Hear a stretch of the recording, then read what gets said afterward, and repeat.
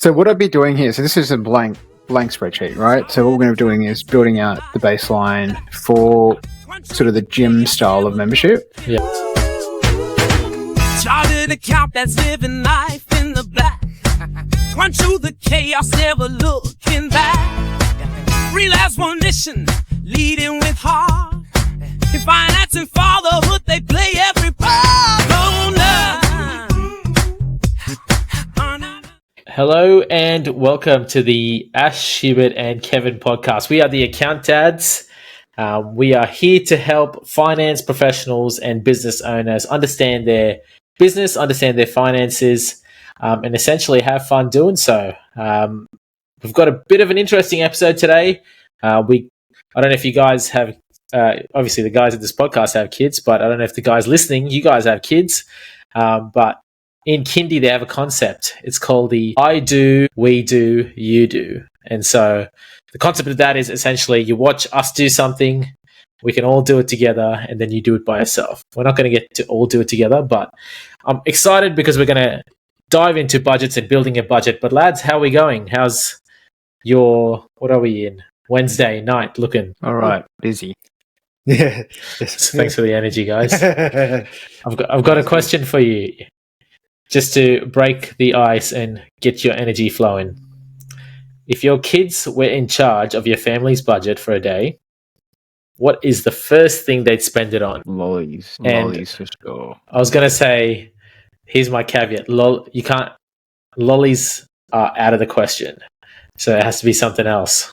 Are we talking food budget, or are we talking like... It can be anything. Like what's the first thing your kids would want? Well, every time we go to the Other shop, than first thing lollies. we go to the toy section and straight to the cars. So I know that's where you're spending money.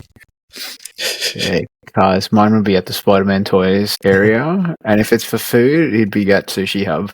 Yeah. Fine. Oh, fancy kid. I think my kid, I took my oldest to Time Zone today, actually. I reckon it'll be a Time Zone visit or a toy store as well. Pretty similar. Most of the kids are the same. And then they grow up and we all become different individuals. That's right. Crazy. Yeah, good times. Boys, last week we went through essentially talking about the gym industry and buying a gym, managing a gym. But today we're talking a bit different. We're talking about forecasting, planning, which is important not just in the running and managing of a business, but also when you're thinking about buying a business, potentially even when you're selling a business, because ultimately these models are taken and used for valuation purposes. So why I think today's going to be a good episode is we're not just going to get to see Ash's wizardry in action, but we're going to see budgeting and forecasting live, which a lot of business owners probably aren't as comfortable with. And I think it'll be a great starting point from here, whatever industry you're in. So Ash and Hubert, I might kick it off to you and maybe tell us a bit why it's important. So when it comes to budgeting, I guess that's very important in that at the start of the year, you want to estimate how much revenue you think you'll bring in and what sort of costs you anticipate to have and how much you can spend to ensure that at the end of the year, if you're aiming for a profit, you sort of know what your limits are when it comes to spending. So that's quite important when it comes to running a business, because at the end of the day, you're running a business to make a profit. And by doing a budget and forecast during the year, because you can, stick to your targets and ensure that at the end of the year, you'll end up with a profit. So that's why budgets are quite important. Nice. Yeah, good point. And I think it allows you to just sort of what you're saying, profit is sort of one of the areas, but what are the goals for the business? What are the levers you have? What can you control? So if, let's say your revenue's down, if you still want to hit that same profit, what else can you take out, right? So it gives you some of that sort of planning around. You don't have to run everything the same. You've got some levers to play with, right? So yeah, it is a critical tool if you use it properly. Yeah. Actually, used to be in FP&A for the recruitment business. Actually, you're probably still doing bits and pieces of that. They talk about top down and bottom up budgets. What does that mean? So top down is when you're just trying to hit like a top figure initially, and you sort of then work your way down to everything. A top down and bottom up is a sort of a combination where you have a top sort of goal and you're sort of building up all your base level items without too many assumptions. So in this case, if it's a recruitment business, let's say the goal is to hit $100 million of revenue. You've got your baseline of consultants. You then sort of stack out how much revenue can each consultant get. then you'll figure out what is the gap that you're trying to sort of achieving. So if each consultant can get $100,000, it's 100,000 times 100. Okay, what is that compared to your $100 million gap? And that's when you can figure out what needs to be done. Is it that we need to reduce revenue, or is it that we need to employ more people as part of that just to get to that target? So it sort of combines it. A top down will just be like, hey, recruitment business, go and hit 100 million. That's it. And then they sometimes might restrict you on what you can and can't do as well. So it's really good to do both, I think. Question as well. So we talked about top down and bottom up. When you guys are building your budgets, one of the frustrations I've seen is finance people building budgets, creating assumptions, making up all these things that influence the numbers, and then presenting that. And you have your operational people, your sales people, your people actually driving the business, looking at that thinking, what the heck? I don't understand any of that. So do you guys, when you build your budget, go sit down with your different departments and build that up with them and explain certain assumptions you're making, or obtain information that'll help you make those assumptions and then communicate that with them? Like how does that work when you guys do that? Yeah, so for us, when at the zoo, so they definitely work with all the departments. So I guess when it comes to revenue side, we work with the marketing department, who we'll look at the pricing and seeing what assumptions we need to make to see how much revenue we can bring in. And based on that, we know how much we can spend, and also at the same time work with the board to know how much they want to make in the year as well. So based on what we know we can spend, then we need to go to the other departments and see what sort of their wish list is of what they want to spend during the year. And then it comes down to the point of, working within that budget we have and see what we can spend on and what we have to cut when it comes to the wish list. So not everyone gets what they want, but that's business, isn't it? Is the wish list for the zoo like the tigers get Wagyu once a week or something, Hubert? Yes. Sometimes it is. Like, some, like, you get special diet stuff and you sort of have to be like, is that really needed? But I guess, that's the tiger is vegan this year. But that's a good point, because you're almost, it's hard because you don't want to push back and be like, well, it's too expensive, because there's a sense of level of expertise. And that's the kind of question I'm asking, yes, right? Exactly. Because sometimes it's easy to just look at a financial lens with some of these questions and pushbacks, but there is an actual level of expertise that sits within the business that you need to trust, but also use to input your, And I think that's important in the budget process, where people who do have the expertise, you have to sort of lean on them as well. And some expenses need to be spent on, and that's what, being finance guys, we're not experts in all fields, so we need to have to lean on these experts. Anything to add there, Ash, before your wizardry takes place? Wizardry is a fancy word, but no, I think what I tend to do is I tend to do like a pre-budget with the business, and then I end up doing like what a financial submission needs to be for a budget, right? And the reason why I do that is because no one really understands the actual financial submission of a budget properly. They don't understand all the details and the thought that's going to, it's just usually a plugged in figure. Whereas what the business are really interested in is how you got to that figure and what was your rationale and your thought behind it, and can they sort of follow your logic as well. So I usually take them into a pre-budget or a forecast area, show them my rationale, and if I need to adjust any items, they can sort of take me through that as well, get to a figure, then I come back and say, all right, your submitted figure will just be this, but know that this is how we've gotten to that breakdown, and really understand that, because a lot of systems don't provide for that. So I just try to take them on that journey. Nice. Okay, so we're going to build out a budget, and I think our caveat here is a lot of companies build these on fancy tools that are usually part of the ERP, or they might have separate budgeting and forecasting tools. I haven't yet seen a company do this solely on a tool and not on Excel. So I think that's why it's important to see the Excel side of things. And maybe this is just us because we're off that age, and in the future people will just do everything through AI and tools, but nothing beats Excel because it helps us understand the values right to its, I guess, individual core number cell. And so Ash, take it away. Tell us how you would start this off if you were at a business or a small business kicking this off. Yes. So what I'd be doing here, so this is a blank spreadsheet, right? So what we're going to be doing is building out the baseline for sort of the gym style of membership. And this is what I'm starting with. Purely blank slate. What I'm going to insert is a couple of headings here. So I'm going to try, maybe let's say drivers, and write accounts. can write, let's say, dates if I want to do anything. So in this case, I'm just going to do a total, let's say, 2025 number, and then we can break this down by months as well if we need to. So Jan 25. You can do things like just dragging across dates. Generally, what you'll see is they just sort of work, and you can format things as they need to as well.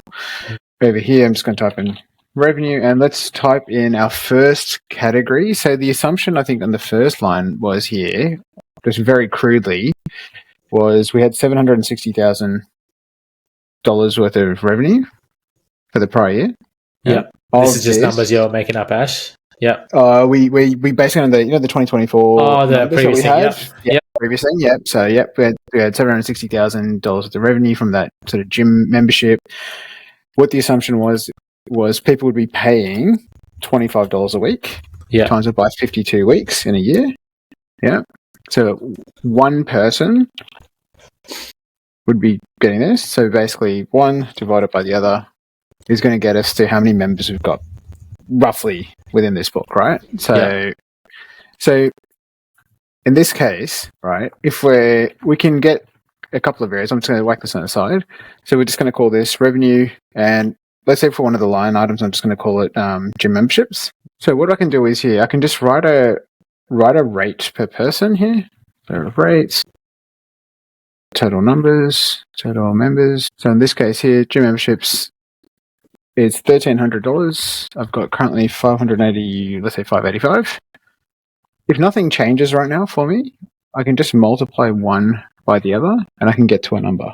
Yeah. Yeah. So those are your variables. You're doing your annual rate and the number. Yeah.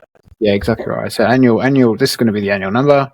This is the number of total members. And now if we decide to apply a scenario here and say, well, can we increase the numbers to 1,400?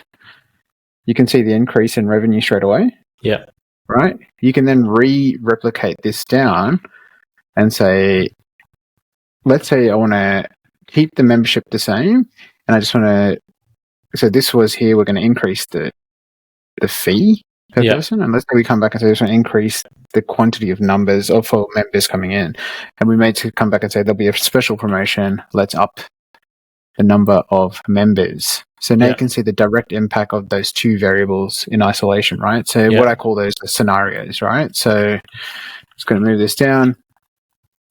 So this was I usually paste this down the bottom somewhere, but this would go 2024 sort of actuals, scenario 1 and scenario 2, right? Now, does that help in terms of what are your levers right now? So one is, do you increase the fee?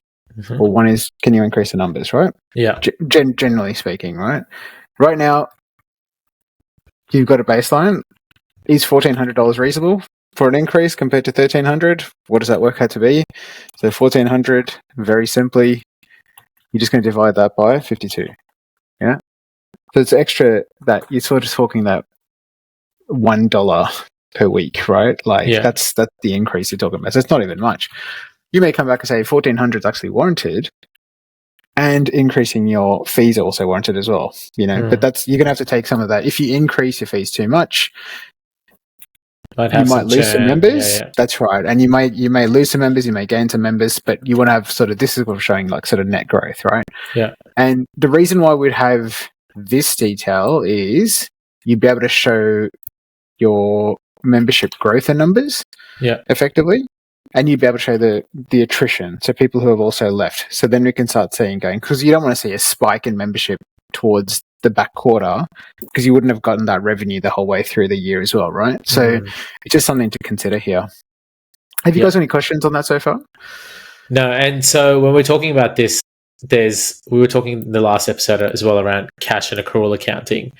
Ultimately, if you're doing cash accounting and someone signs up for a year membership in Jan, all of their revenue would be recognized in Jan as cash accounting. But if you're doing, and they paid up front, sorry. But if you're doing accrual accounting, that's when it's, you're talking about the earned revenue. Yeah. And, there's prepaid, all that stuff. So that's the only caveat. But let's not overcomplicate it. For simplicity, let's just do a good hybrid. Yeah, awesome. So in this case here, like if we assume that everyone's just joined in for the full 12 months here, I can simply do this number. I'm going to hit F4 on my keyboard here. That's just going to absolute the cell.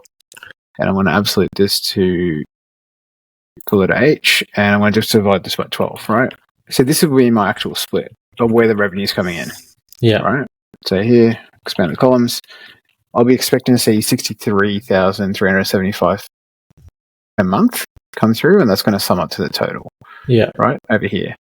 And what I tend to do is just do a subtotal, and I also just do a variance. Like they should always tie up, but double check, right? Always double check. Because in Excel, what you can do is easily hard code a number, miss something, and your whole model screws up, right? So you want to always subtotal and have a variance check.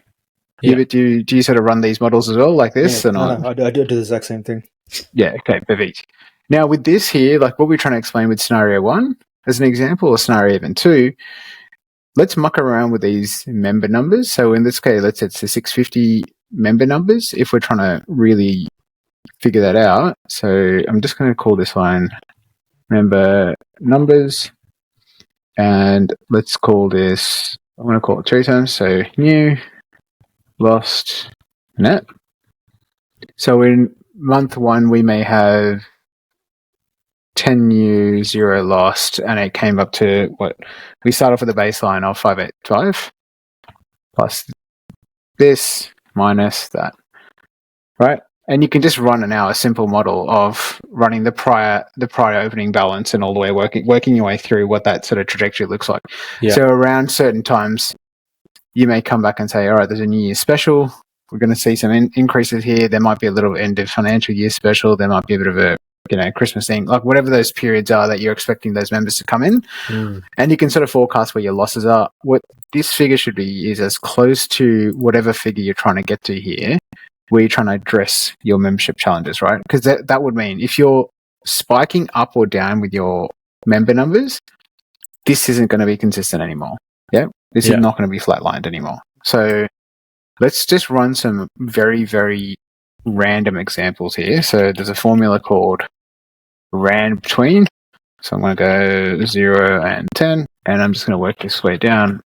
Now this is just all random variables, right? So here I'm going to start off with equals to this plus this minus that, and work our way across. So based on this, we've actually gone down in numbers, right? Overall. So we would have net gained 45 people and then lost 60. Yeah. So we're going to close out with 566. Now, let's say that's the realistic nature of this. This initial assumption is at the window, right? Yeah. So now what we can forecast is, let's say we're going to keep the revenue number the same, either 1,400 per member, but 1,400 actually doesn't work anymore, right? What we need to now be doing is, that's for the assumption for the full year. Do you remember how we came over here to the right-hand side? It was $25 per week, right? Yeah. So what a lot of companies try to doing is, if you don't have a week style of calendar, you can either do a 4-4-5 methodology, and I'll explain that quickly to you as well. So I usually just chuck in 4-4-5, and I copied this across. And what you see is, this represents the number of weeks generally within the month. Yeah. And what we should see is this summing up to 52 down the bottom. Yeah. So there are 52 weeks in the year now, right? And it's a very clean way of doing it. Some people really do the whole business days and this days, and it gets really messy because you're trying to calculate. But this is like a very quick way of coming through. Each quarter here is going to be 13 weeks all the time. And it's a very simple method of just for you just to sort of forecast some of those numbers. So now at $25 per week, so my baseline is going to be here, revenue per member. So it's going to be, let's say, flatlined at 25. We can start now assuming here this multiplied by our variable at the top. Any predictions what we're going to be landing for revenue, guys? Oh, just short. Just short, right? So we're going backwards, right? So cut out the milk budget. Turn off the water there. Yeah, there you go. Light half the gym. Now, if we're just looking at year-on-year comparatives, where it's not great, right? The optics aren't great. We've gone backwards in members. let's say that was due to an increase in membership fees here. Can we increase this to $27 or whatever that looked like, right? Yeah. Is there a way now because we're going down, is there some sort of justification of why we've gone down? There are ways to increase that number quite quickly, and it's only by, a couple dollars per week, even $26. What does that mean? And you're already then, once again, in the clear. Now, it's not always appropriate to increase your prices all the time, but small increments you can probably get away with over time, right? So how's that for you guys? Yeah, it's good. I think you've mixed in some elements of forecasting as well, which is important, because once your budget is set up, these are the kind of activities you can kind of foresee sometimes. So if you have a budget locked in at $760 as an example, and you're at the end of March, you can kind of see, particularly as a gym, because there's cancellation contracts and stuff. So if X amount of contracts going to end over the next month, the amount of work you need to do to get up to X amount of memberships. And so that then helps you create action off the back of it. So most of what we talk here isn't just financials. It's what happens after you understand your financials. There's a call to action off the back of it. So it's good.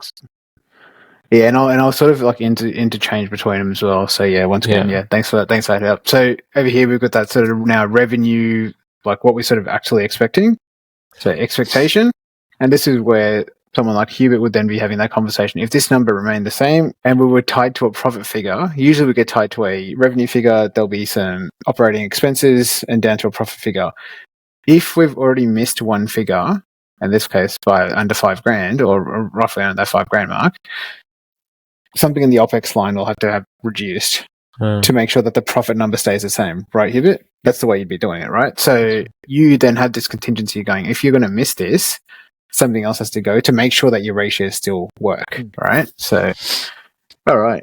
Any other questions here so far, guys, or concerns? Like, we've just done this very, very quickly, of course, on Excel, but it's good. This was why I guess when you're building a budget model, it's important that all your revenue line, and this is just one revenue line. Your business could have many revenue line streams, so you got to do this for every sort of stream, and then work out what you think is going to be based on prior knowledge and expectations of the market, and then then as the year goes on, you do your forecast and ensure you see whether we are on track or better or worse, and then adjust accordingly. Yeah, absolutely. So let's tidy some of this stuff up. Let's get some gaps in here. All right, good old days. All right, cool. So now, if that's the revenue expectation right now, this was, let's say, that was just a prior year target, and now we're start looking at operating expenses. In this case, we've got some cost of goods. I actually don't know what our cost of goods sold is for gyms. Do you guys recall what that was? I think we were talking merchandise and other stuff. Yeah. So it's probably not very material in terms of COGS. Yeah. Look, I'm just going to COGS, ignore. So if I could spell COGS, that'd be great. Yeah, because I guess COGS depend on what that's a revenue stream as well. So yeah. All right, COGS. Let's just leave that. Now we go to OPEX. Okay. What we've got is we had a figure for the prior sort of financials for the year of 2024. That number was, so I'm just going to type in this 2024 actuals first. So we had a number of 580,000. Yeah. Now my very, very crude intake of this was, if we've got 585 members, is there a correlation between the cost to having somebody inside a gym and the operating expense, right? This is not for everyone, but this is a method that I've used in the past, right? So all I can do now here is link this up to these three scenarios, right? And what I want to do here was come back and say, over here, if it's 580,000 divided by this, to get one person inside the gym, it's costing us $991 for that actual year, right? Yeah. Now, in this case, if we were to leave the membership flat and assume that there's no increases in cost for that, that's fine. Or if we increase the member numbers, and let's say some of that cost, some of it's going to be fixed, some of it's going to be variable, this one may have to increase, right? So at 991.45, we can then come back and say this will cost us let's say this number here, right? So it's going to cost us now 644,000, right? Because you're just increasing the numbers, it's still going to cost you some more. Now, that's a very, very crude way of looking at it, right? What we'd be doing first is, what I want to just check is like the high level optics. Does increasing numbers make sense? Because once you increase one thing, does the opposite side sort of balance? What you want to check for is do these numbers make sense firstly? Any questions on that so far? No. So what you're saying is that's usually broken down to, like you said, it's a crude way, but you then break that down into initial, yeah, that's right. And so what my general observations are, all your expenses always increase, and usually by more than inflation, right? So if we were to hold 1 year, let's just come back and say, all right, most of our expenses are going to increase. I can have a percentage in here. So let's say, what's sort of the average sort of fee increases you guys have seen over the last year? Anywhere from 7 to 10%. Is that fair? Fee increases? Oh no, just like expenses. Well, no, just like your expenses increase. Oh yeah, it's usually around whatever inflation is. So I'd say to be ultra conservative, 10%. 10%. All right. Holy moly! Hubert will come back and say zoo food costs more than that. The vegan organic gym food. All right, cool. So if we're to increase the prices, that's just going to give us the increment. If we did this number, and if we want to sum up together, we're going to do 1 plus. All right. So simply 1 plus this. Now, this may seem like very, very basic math to people, but there is a method. So what you want to be doing here is going that same number of people. Okay. So in 2025, we expect for the same number of people for that cost to increase to 638,000 now, right? If we're still charging $1,300 per person, you can see that profit margin is deteriorating very, very quickly. Yeah. Right? Does that make sense? Because you've held one thing flat and the other side's starting to increase in price. So you're going to have that profit margin sort of eaten at that time. And a lot of people don't pick that up, right? Because, you're making a lot of money 1 year, and why is that getting worse and worse and worse? And before you know it, you're completely in the red as such, right? So have you guys experienced some of that as well? Your end customer saying, no, you can't increase the prices, but your own internal expenses have kept increasing and not been able to actually meet that sort of demand. That's right, yeah. Yeah, of course. I mean, you do, because your pricing is depending on the market situation, right? So if the market doesn't know how to increase price, then you just can't. You're sort of stuck. Well, exactly right. And that becomes another tough conversation, right? Because your first year, look at that, like just instantly, it's $100 difference, right? Like, that's significant when you're talking about a margin from $300 per person to a margin of $200 per person. Okay. Right, that's huge, right?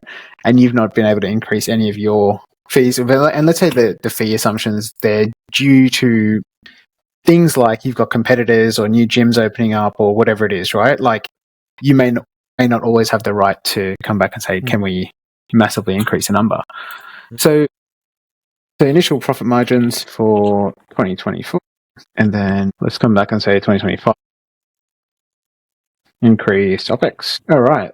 So that's a pretty significant change. And then what I'd be doing here is just like, once again, these are high-level optics. All right. Then I'd be actually breaking down the categories in the OPEX, right? And I've just gone ahead and like sort of pasted some figures in from the bottom here. That's just the whole picture.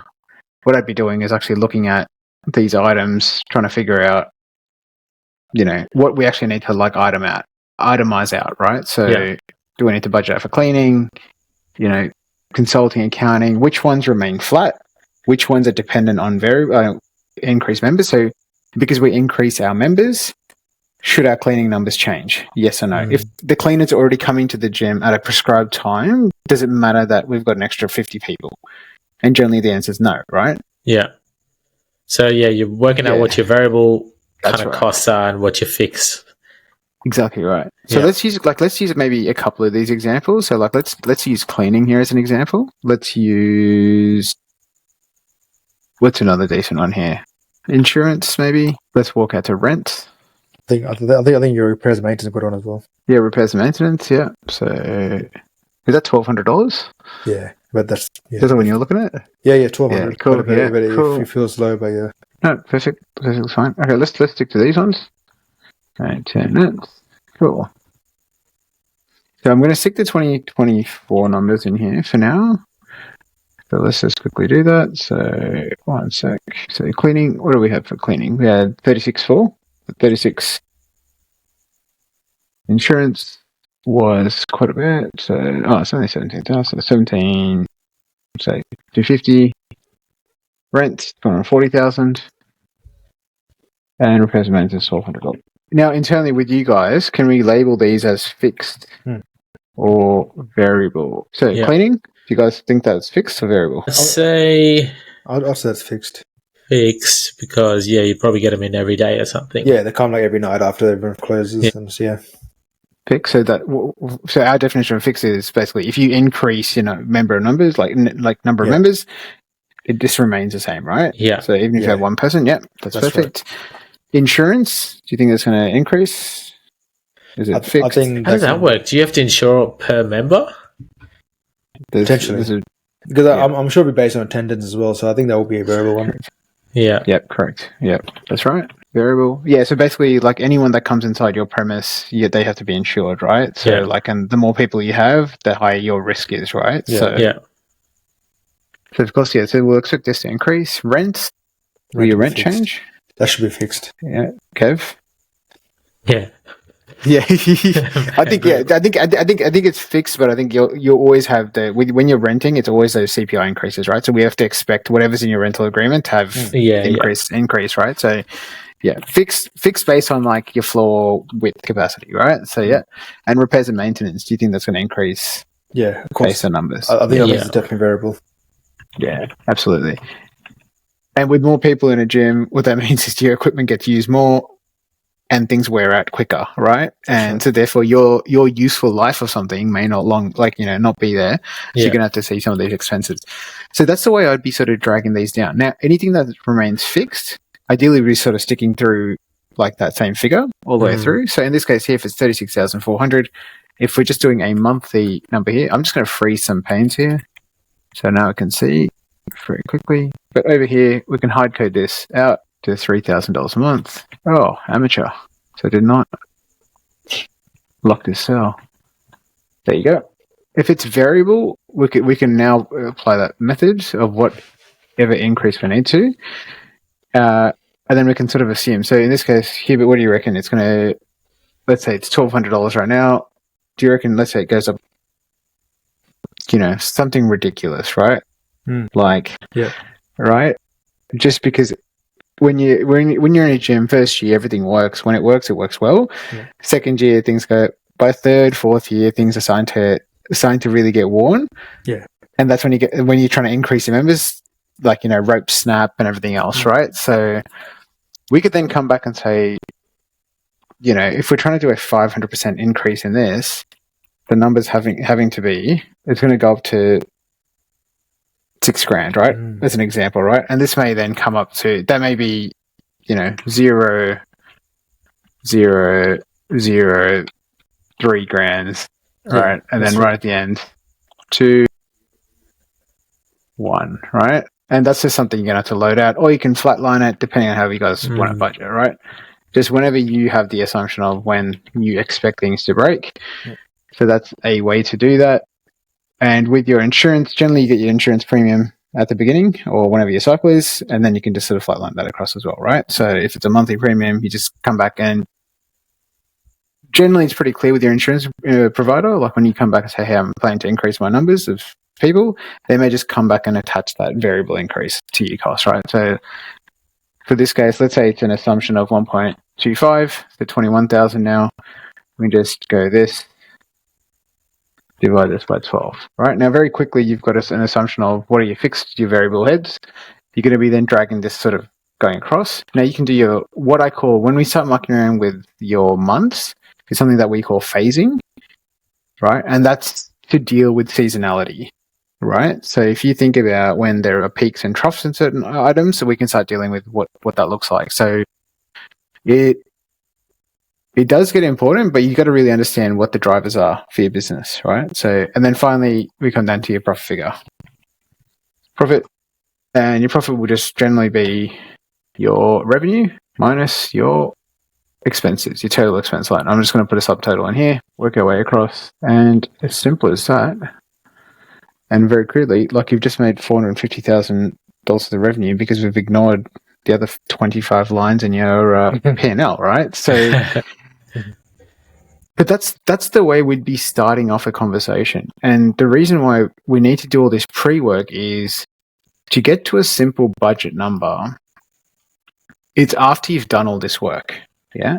So this is what we'd be calling a top-down, bottom-up approach, right? We can have a goal of revenue at the top as an example, or let's say a target, or it might be a profit target as such that we need to get to. And then after that, we need to figure out, can we achieve that? And then this is when we're going to start running through our scenarios in our head to come back and say, okay, let's say to achieve 850,000, what do we need to change in the business? Let's say if it was a profit target of $2 million, what does that mean for us, right? And then we need to then apply that going, all right, if we need to hit $2 million here, we know the current cost to bring in a member. What does that mean from a revenue point of view? And then after that, what does that mean from a cost point of view, right? So then these are the areas the areas or drivers that you have to play with. And then you'd be sort of building out a spreadsheet from there, right? So it's for you to sort of have an area of what works, what doesn't, what's realistic, what's not, what items can you chop. Basically, once you're at your forecast, so have you guys got any questions so far on this? No, extremely good, complicated spreadsheet that I've got. No, it's good because I think the other thing as well, Ash, is usually someone will take, if you're a business owner or a finance person, this process takes a couple of days or a day or at least a couple of weeks, and you tinker with this based on your understanding of conversations you're having, but it's also an evolving document. You might go through 6 months of this and realize, actually, I need to categorize things a bit differently because even within your variable, there might be different categories of variables that affect based on member numbers. So this is great because it's a good starting point for someone to build it themselves, but it's also good to be conscious that it's an evolving document. Yeah, absolutely. And what we've done in the past is we've sort of come back and said, all right, cool, that was version 1. We end up literally duplicating a whole tab. Yeah. And then calling this simply V2 and then working our way through that then, right? And then before you know it, we're up to version 20 of whatever scenario that we needed. But we've got some historical trend, and then we've sort of applying some, comments or whatever it was, because you don't want sometimes to lose that prior logic as well and the prior work, right? So yeah, when you're doing that, just be careful, like none of your formulas are pointing to old sheets. I've been caught out of that many, many times. So just make sure you're sort of looking at all the same relevant sheet in Excel. But yeah, it's a really good method. Keep it up to date. And when you're coming to forecasting time, as an example, or when you're checking your actuals, if you're still held to a certain number and you're actually checking your budget and actuals, like we were saying before, if let's say you missed your revenue target, you've still got areas to play with your operating expenses to come back and make sure your profit's still okay, right?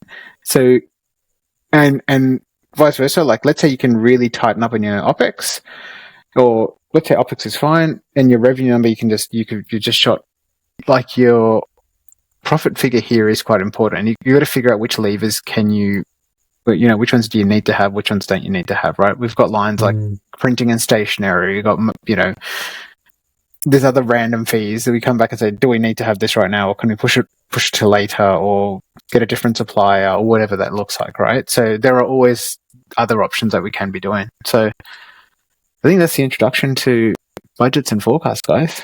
So yeah. Perfect, bro. Let's stop it there. Rousing standing ovation. That was good. Sorry, you go, Hubert. No, I was going to say that, but you got to remember that's a very simplified version of the budget. I guess it is a lot more complex, but yeah, it's good analysis of how the budget works. Yeah, very good. Yeah, I think for a gym, actually, it's probably spot on. It's a gym budget. I can't imagine it being more than a one worksheet type of budget. We obviously work in different types of industries where there's multiple worksheets, probably multiple Excel documents or platforms coming together to build something like this. But Gym's a great place to start because we want to simplify these accounting concepts in the most basic of industries. And usually your gym's the best place to do that with. So that was really good, Ash. If someone wants to hire you to build their budgets for them, they can just find you on LinkedIn. What's your charge out rate, mate? Anything that Kev recommends it, mate. Well, I'm not your accounting pimp, bro. Maybe in a later episode as well, we'll talk about common mistakes. We kind of touched on a few here as well, but I think it'll be good for us to rack our brains and think about mistakes we've made in budgets. I've definitely made mistakes in budgets. I made a mistake actually last year, which wasn't too material, but these are the kind of things as well we got to realize as we build budgets. There's going to be mistakes and assumptions made, which you want to improve and tinker on the budget after or during the forecast. So try not to beat yourself up over it too much. If there is a mistake made, if you do find something, over communicate with all your stakeholders and, communicate what that impact might be as well. Cool. Thanks, Ash. That was great. Like every episode, guys, we do this to help you guys out. If you enjoy the content, subscribe to our channel. It's actually surprising most of our listeners don't subscribe to our channel, but that is how the cookie crumbles. So if you subscribe to our channel, it helps the algorithms help us understand the type of content we can make you guys as well. Otherwise, catch you on the next episode. Thanks for jumping on and listening to the Ash, Hubert and Kevin podcast. We are the Accountdads. Hey, like this episode? Follow our channel for all things finance and accounting for your business. Get in touch with us if you have any questions, and we may feature it on the pod.